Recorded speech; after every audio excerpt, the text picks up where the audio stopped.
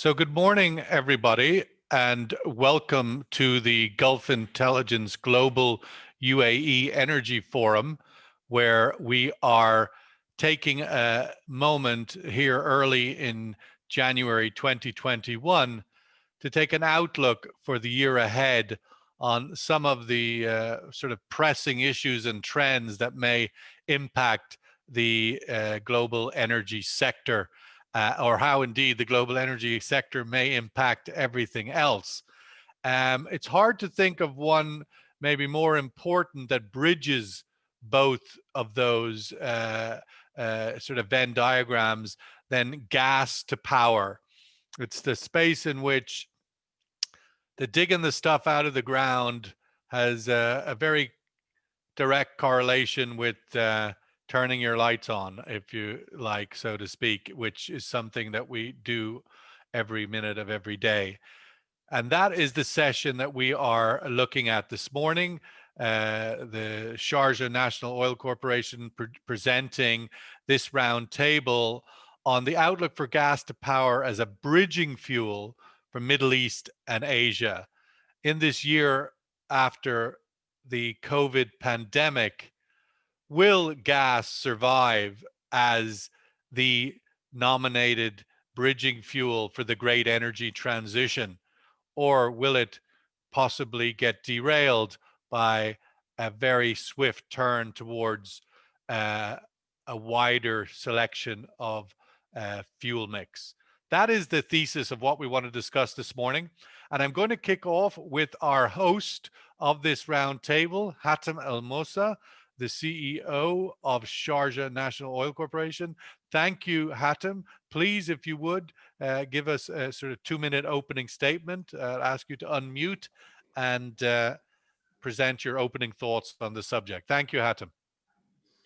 Good morning, Sean, and thank you. Welcome everybody to this session. Hopefully it will generate a good discussion about the subject. It is definitely one of these disputed subjects, and you could call it controversial to a certain point when you're talking about gas versus renewables. We're talking about gas being a bridging fuel to power. And I guess the definition of a bridge, it is short typically, no matter how long it is, and it leads from one shore to another shore. So what's the definition here? Is it bridging by replacing other sorts of fuel mixes until you reach 100% renewables? Or is it bridging because it will survive the longest compared to the other alternatives such as coal or diesel or other fossil fuels? Different definitions by different people about this. And is gas gonna, at the end of the bridge, be gone, or it will be just a lot less than it is right now? That's all really for discussion and for forecasts, which we all know from the past. Whatever we forecast will end up being wrong at the end, but hopefully we will predict the right direction at least. So the question is gas going to be zero at the end of this phase? I would say likely not. That's to be seen because zero is going to be a very expensive target at the end.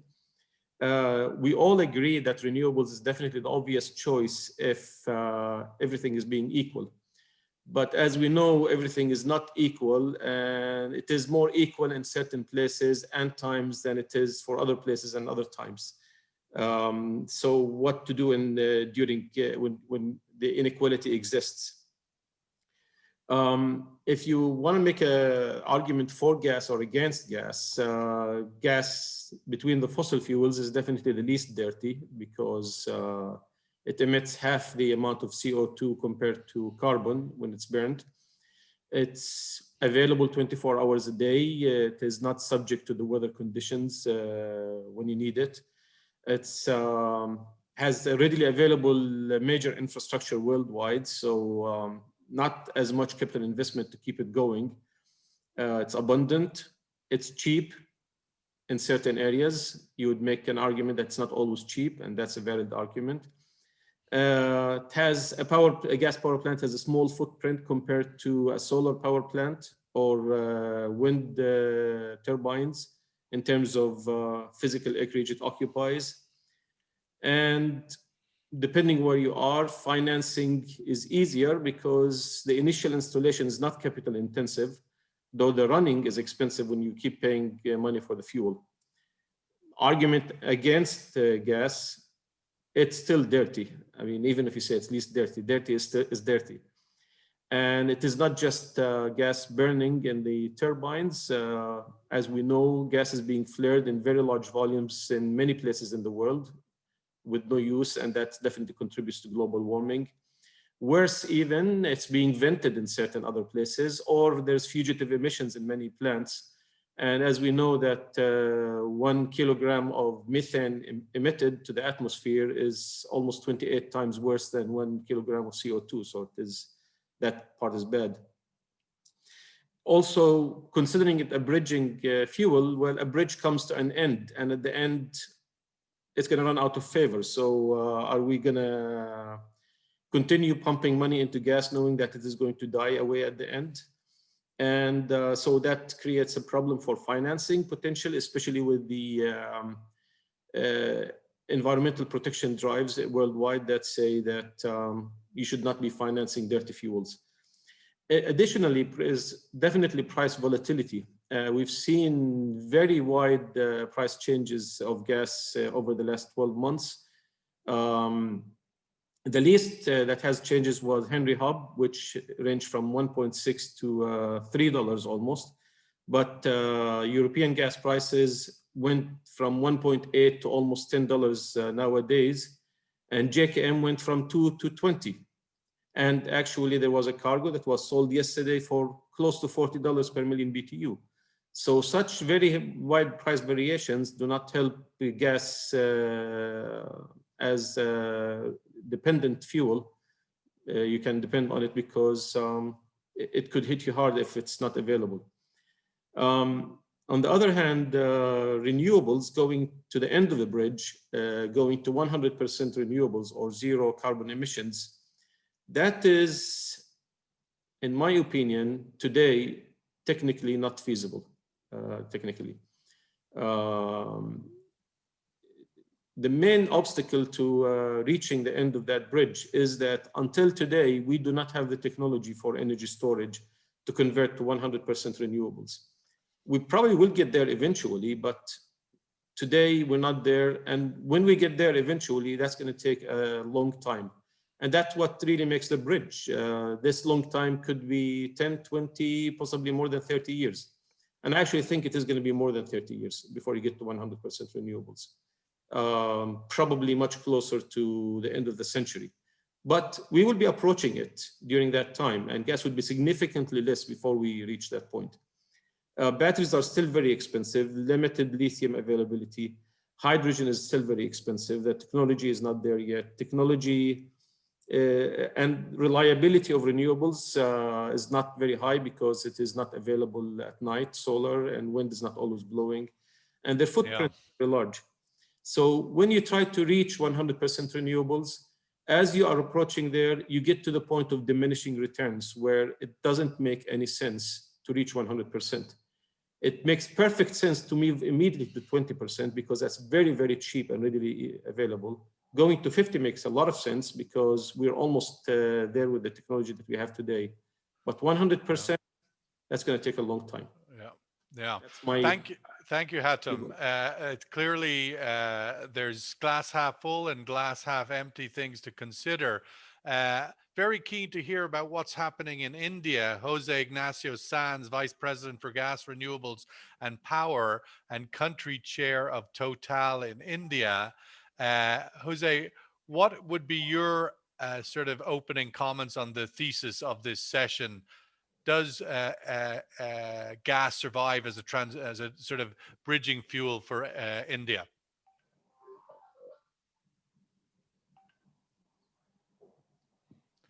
Have we lost Jose? Sorry, can you hear me now? I can hear you now, yeah. Okay. So Sean, I was saying that I would like first of all to thank the organizers for having invited me to this very interesting panel.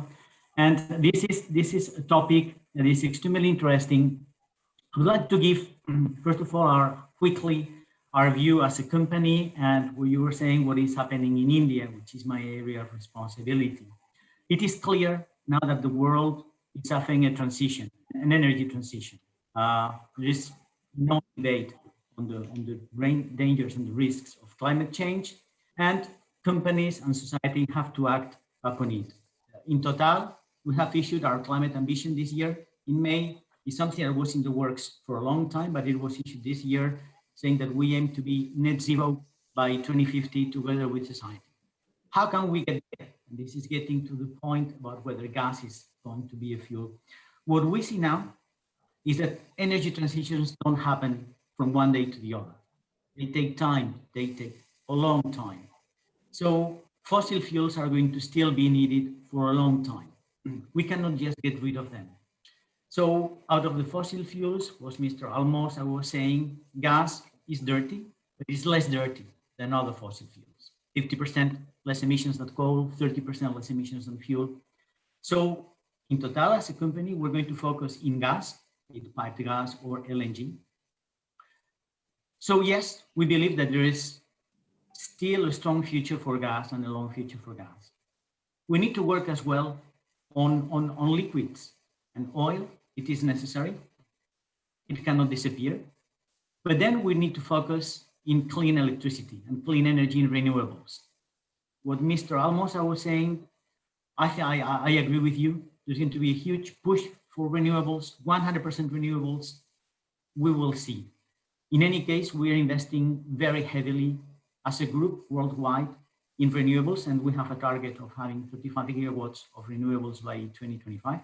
Do any of these particular fuel choices, Jose, uh, come to the top of the priority list in India? Which I'll get to that. I'll get to that, Sean, because what we're seeing is this transition taking place in India as well. India is a country in which population is growing, economy is growing. There was a presentation this morning by Mr. Narendra Taneja about the prospects of economic growth in India is going to be between 6 and 8% probably for this year, 2021. This is going to mean a huge impact in demand. And how is this demand going to be tackled? What we're seeing is that the authorities want to tackle it, fulfilling the engagements that they took in Paris for the Paris Agreement. So they're going to prioritize gas and renewables. This is what we're seeing in India. In India, gas is going to go from 6% of the primary energy matrix to 15% in 2030. It's a very, very ambitious target. But we can see the developments in the country by the authorities to develop it. We see the changes in regulation, trying to favor the use of gas. We're seeing all the investment in infrastructure with the pipeline network being doubled now. So gas is going to be there. And the other big push is for renewables. The Indian authorities have set a target of 450 gigawatts of renewables by 2030. It is a very ambitious target, but we're seeing things happening. And company, we're investing heavily into gas and into renewables in India. Okay. Thank you. Before we go to our other two speakers, let's get the audience into a survey question so that we can get a view from the room. We have 60 or so people joining us in this round table. The COVID pandemic has accelerated global transition and derailed natural gas future as a bridge fuel. Of course, I'm being the protagonist there in this question, but nonetheless, there's a lot of things accelerating through this COVID window. And does it include the derailing of natural gas as a bridge fuel? Agree or disagree? Let's vote on that and see what the room thinks. Hosts and panelists cannot vote. Since when? Okay, let's go to our guest from Bangladesh, which is obviously an important LNG importer now, struggling with all challenges and desperate for as much electricity as they can get. Mohammad Hossain, Director General, Power Cell Bangladesh. Mohammad, your opening thoughts, please. And unmute, please.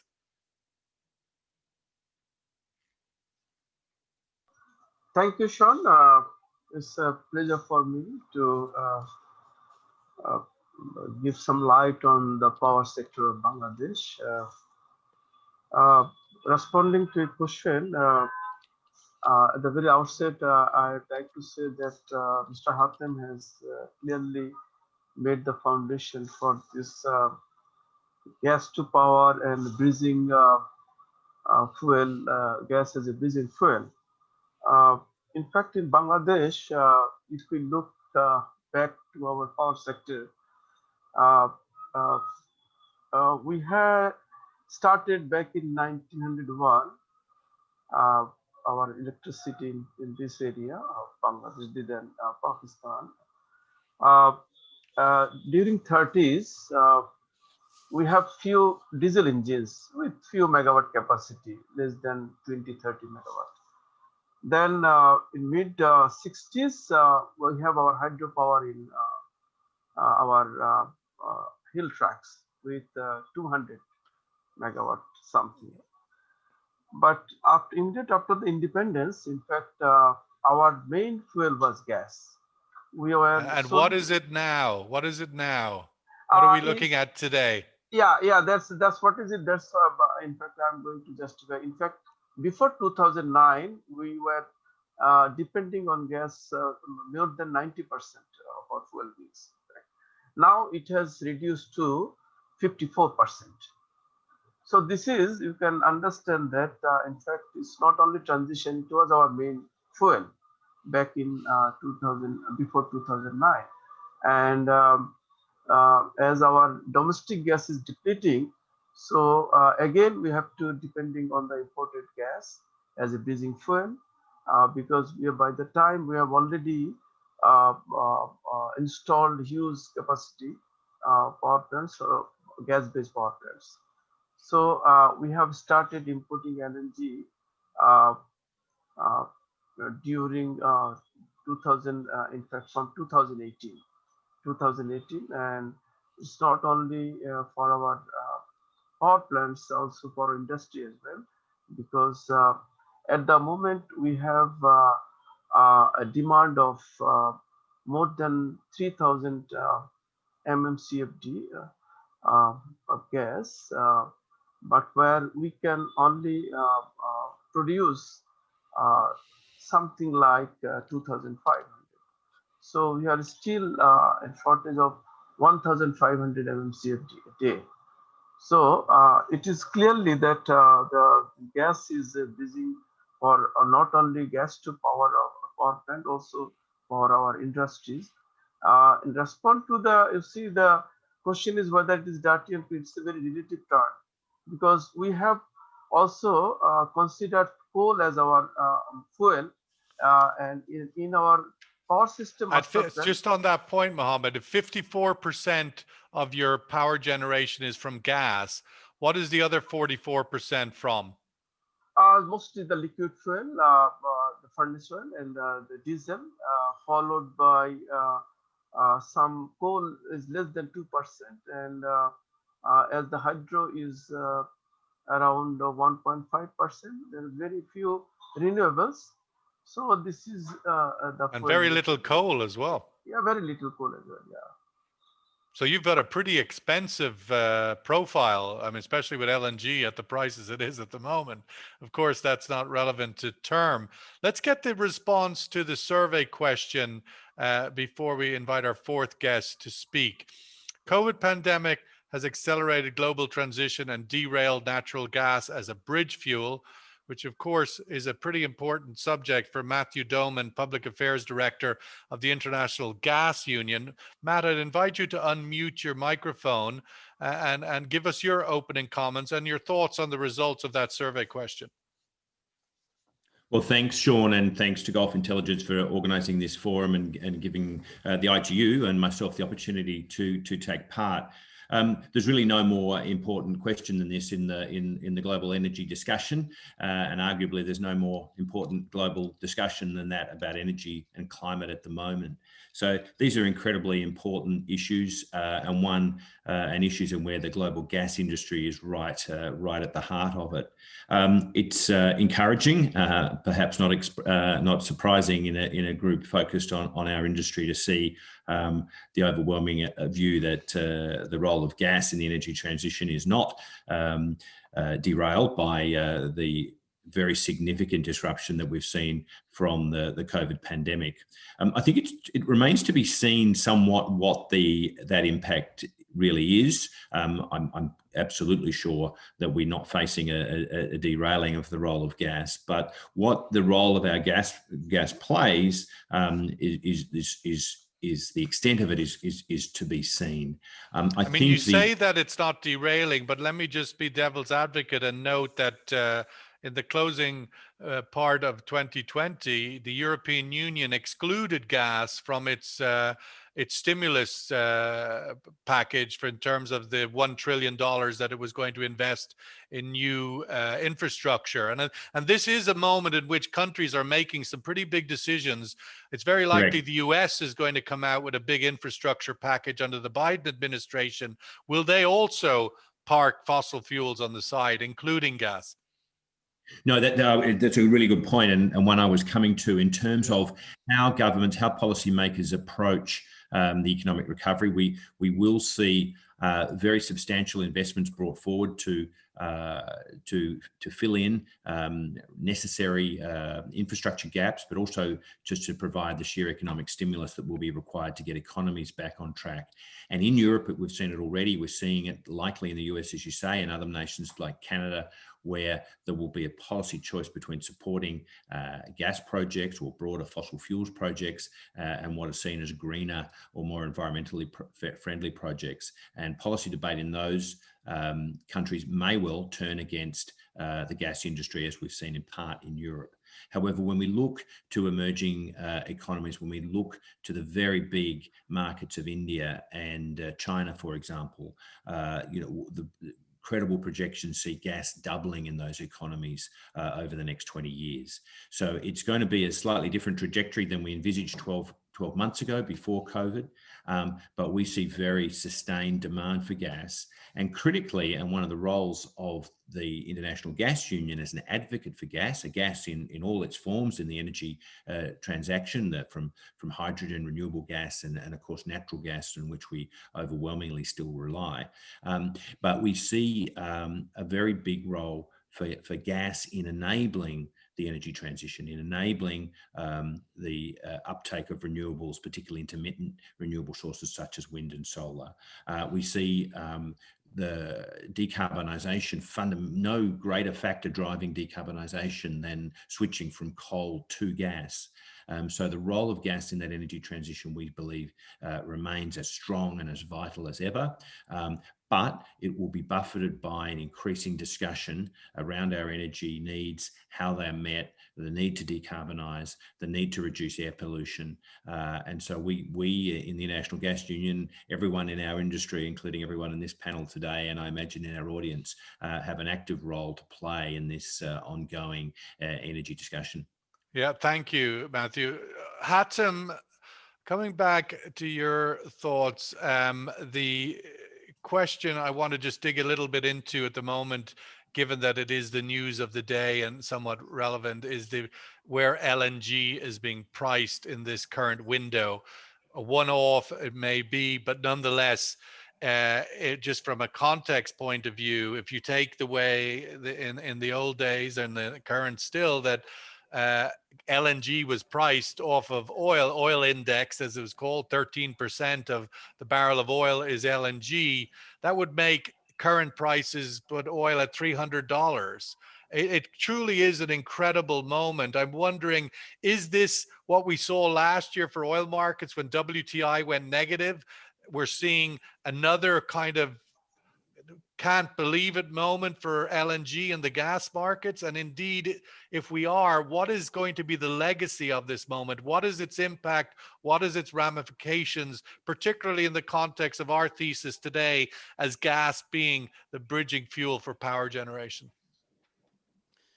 The really, irrespective of the issue of being a bridging fuel, the main reason that this happened is that when the world needed that amount of gas, it was not available. So everybody was fighting for the available gas, which made the prices go so high.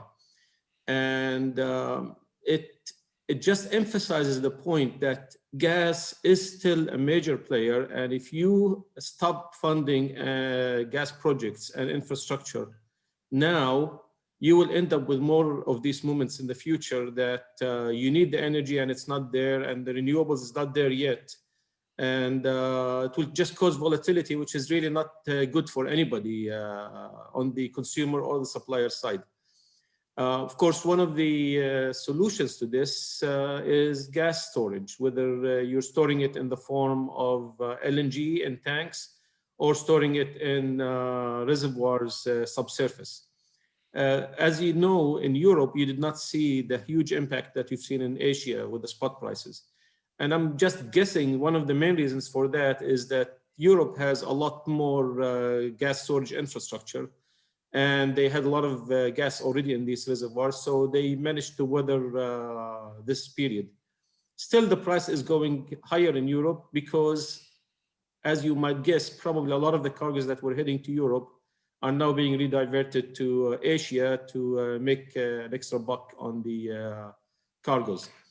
I suppose anything that has the potential for spot, and Jose, I might bring you in on this. It's one of the elements that Hatem pointed towards, the structural aspect. Even if the desire and the will is there for gas to remain as the bridging fuel of the next 30 years into the new low carbon economy, there's still the reality of what does this price tell us with LNG today? The pricing architecture, are the benchmarks broken? The structure of the contracts, there's very little flexibility and there's practically no availability in the spot market.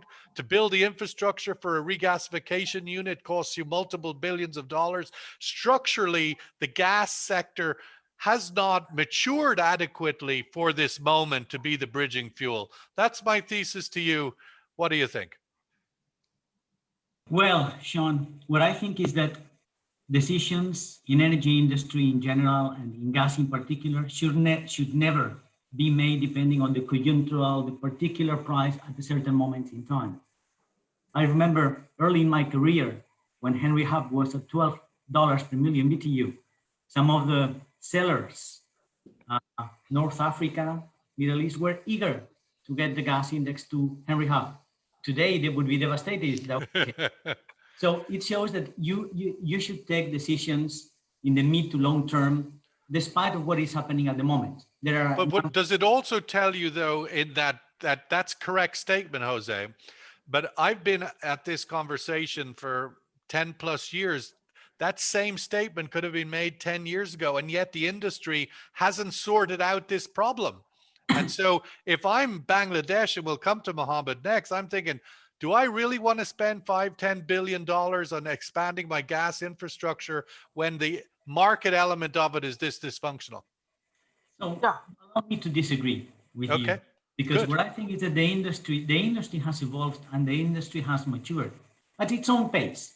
Probably it's not the same pace that we're used in other industries like digital, telecoms, but the industry is evolving. The proof of that is that the share of the use of gas worldwide is increasing. There are gas projects everywhere. There are companies willing to invest. There are banks willing to fund these gas projects. And for me, the signals are very clear. This year, we got the funding and the financing for the largest LNG project in the world in Mozambique. And it was done. It shows to me that gas certainly has a future, and we need to take the long term. Today, I agreed. I was told yesterday about this last transaction of $39 per million BTU. I was shocked to hear it. There are particular circumstances today with Panama, the channel being clogged up, with some issues of supply in Australia. There are particular reasons. We need to take a look for the long and mid-term. And to me, the gas industry is vibrant. When I see the projects, when I see what is happening here in India, when I see how gas is being promoted, I still think that there is a bright future for gas, knowing that gas is only part of the equation. There is the climate change challenge that we all need to tackle in a responsible way. So we cannot only focus on gas, on fossil fuels. But again, it's not realistic to know that everything will come from renewables immediately. We need to find a balanced approach, and I'm convinced that gas, despite what happens with the price now, will play a significant role, and certainly in India. Mohammad, could I bring you in on that same question? I mean, from the perspective of Bangladesh, looking to expand your perspective on the scale of new investment in gas, to see this sort of kind of destruction of the price, what is its impact on your decision making, short to medium term? Sean, I would like to go by Jose's opinion, because as I have already told that we have already developed sufficient gas-based infrastructure. So even we don't even go for new infrastructure for gas, you want to continue with this, we need gas, but we don't have any domestic gas. And I also feel that the investors are very keen to invest in the gas-based power plants. So irrespective of its volatility, price fluctuation, I think it will remain be a major fuel for at least Bangladesh, because we don't have any alternative. We have a choice for renewable, but we don't have the affordability to go for that, availability to go for that.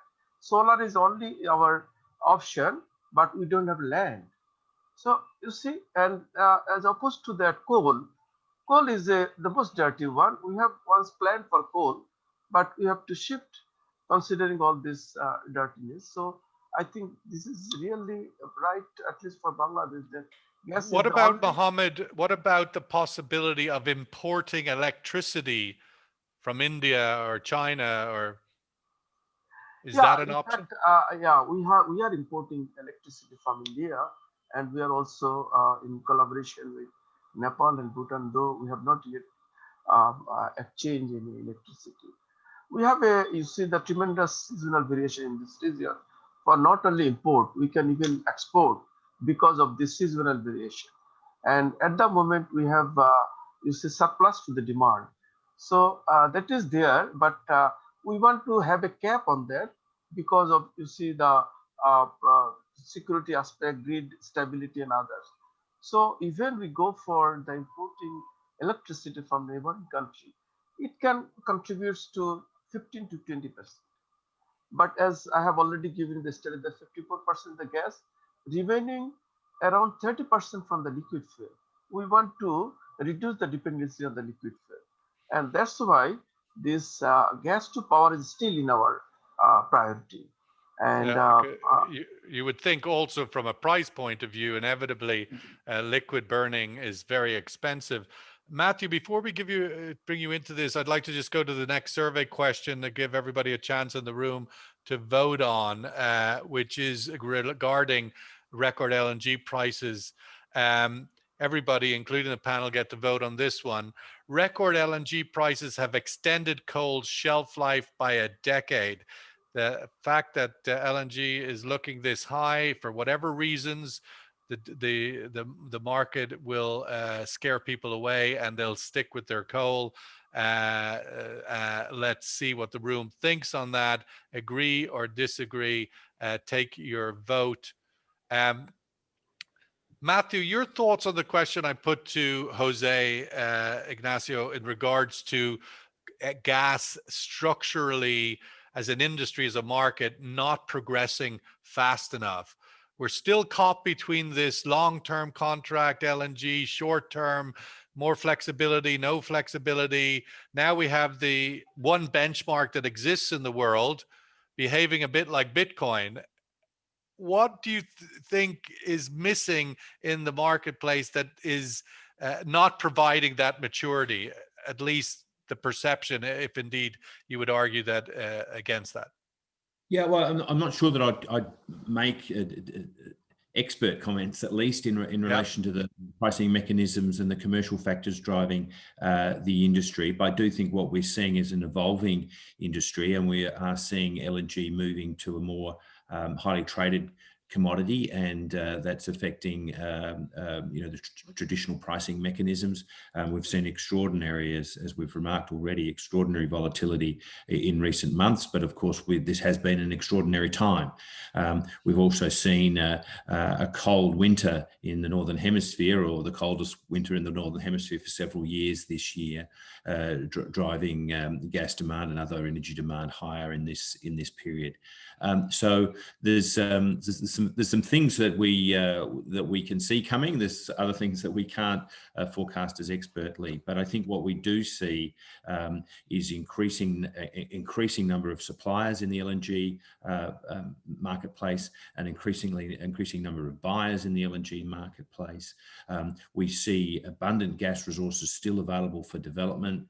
We see evolving energy usage, including declines in all forms of fossil fuels, but even with natural gas's role in the energy mix, we see that in power generation. It's tracking at the moment around 24% in 40 years' time, and in 2040 we see it still at 22%. So we see some reduced role, but of course that means there will be a sustained demand for LNG. If you look at the existing and sanctioned projects and the projects we know something about, we see them meeting around 80% of the 2040 projected LNG usage. So there's still unmet demand there. There's still an opportunity for new projects to be developed. Of course, there's been a question mark and somewhat of a handbrake put on many of these discussions and these decisions. But our belief is that there's a big and sustained role of gas for decades to come, albeit in a very fluid environment with an accelerating energy transition. Let's just get the result of that survey before we give everybody a kind of a closing comment. Well, that's a bit closer than I would have thought. Essentially 50-50. Everybody's going to have to think a little bit about that, Hatem. I mean, you've said it yourself a little bit in the past. I'd welcome, Hatem, your closing sort of comments, but from a Middle East perspective, the source of a lot of gas, obviously the most notable LNG exports out of Qatar into Asia, massive, but even Abu Dhabi still exporting LNG. You at SNOC have just recently, as recently as last week, opened your own gas reservoir to storage of gas. It's one thing that another missing piece in the jigsaw puzzle to ensure that gas has that long-term viability as a bridging fuel is that type of infrastructure. Yeah, I think that is, if you want to actually put stimulus money into gas, I would put it in storage. I wouldn't put it into finding more resources or more liquefaction capacity or more receiving capacity as a stimulus, because I think these projects can be, they can self-fund and survive on its own. But gas storage is a strategic infrastructure that would be required to smooth out these big disruptions in gas prices or big disruptions even in renewables. It's a security thing that is definitely worth investing in. And there is definitely shortage in that in the Middle East and other places in the world. If I'm going to put some money in as a strategic place, that's where I would put the money. Jose, your closing thoughts. In particular, what do you think is the outlook for India in this coming year, given the very big hit it took from COVID last year? It's recovering now. There's vaccines on the way. What does energy demand and by default gas demand look like in India in the coming year? What I see is that India is recovering very fast from the COVID crisis.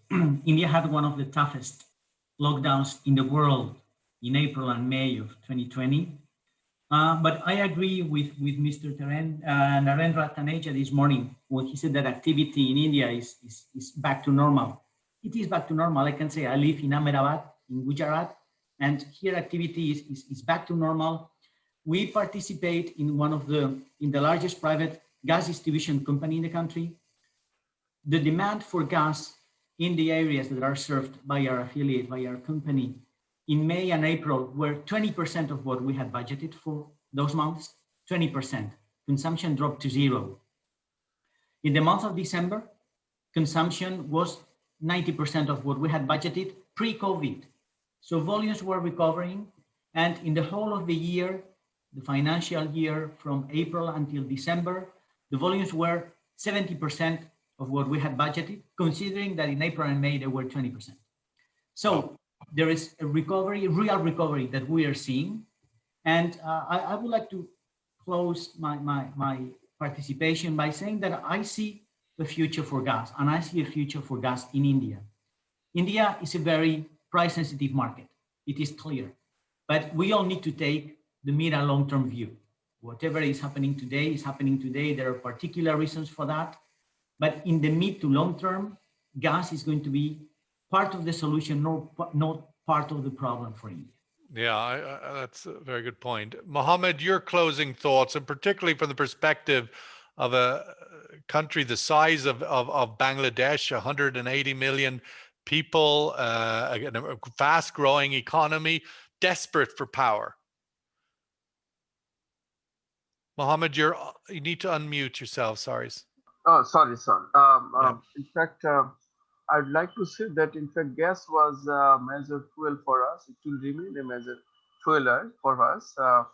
It will be maybe the bridging fuel for transition from dirty to clean. And we have in fact we are trying to get rid of coal, though we have planned for a major coal. But again, the renewables is not the best option for us because we have desire, but we don't have the affordability. But on gas, Mohammad, is there any intention to move to a permanent facility? You're still floating LNG, which is kind of still a temporary posture. Is there any decision to go on? Thank you very much. Yeah, thank you. In fact, we have started as a contingency measures, urgent measures with FSRU, but we have a plan to install 3 onshore LNG terminals. And hopefully by the year 2025, we'll be having this onshore LNG terminal. Well, that's certainly in one sentence the guaranteed future of gas in that market. Matthew, you get 1 minute to close out this session and welcome your thoughts. Yeah, thank you. Look, I think what we see is a really important role for gas. But the extent of that role and the success of our industry will also depend very heavily on our innovation and our investment in technology. It will include whether we can crack the code on sort of international, commercially viable carbon capture and storage. It will rely on our improving our methane emissions performance. It will rely on the extent to which we work with new forms of new gases, with hydrogen and renewable gas, and the extent to which our industry, already a big investor in hydrogen, for example, continues to play a critical role in driving the adaptation of hydrogen, but in all its forms, and the use of our infrastructure in facilitating the delivery of hydrogen to its customers. There's a lot to talk about that will happen in the future. The future is very different from where we are right now, and I think as a number of us have highlighted, gas has a critical role for now and for the foreseeable future, for decades to come. But it's not that we don't need to participate in fundamental change. I think we'll wrap it up there, Matthew. I would just add to say, one cannot get complacent. And I think there might have been a sense going into this crisis that gas was on the way. Shell was now a gas company and everybody was singing and dancing that all was well. I think there's certainly a sense that we need to make things happen rather than they will just happen for gas, and continuously prove that it can be part of the low carbon future. Thank you, José-Ignacio Sanz of Total in India, Matthew Doman, of course, of the International Gas Union, Mohammad Hossain in Bangladesh, and our host, Hatem Mosa, CEO of SNOC in Sharjah National Oil Corporation. Thank you, everybody.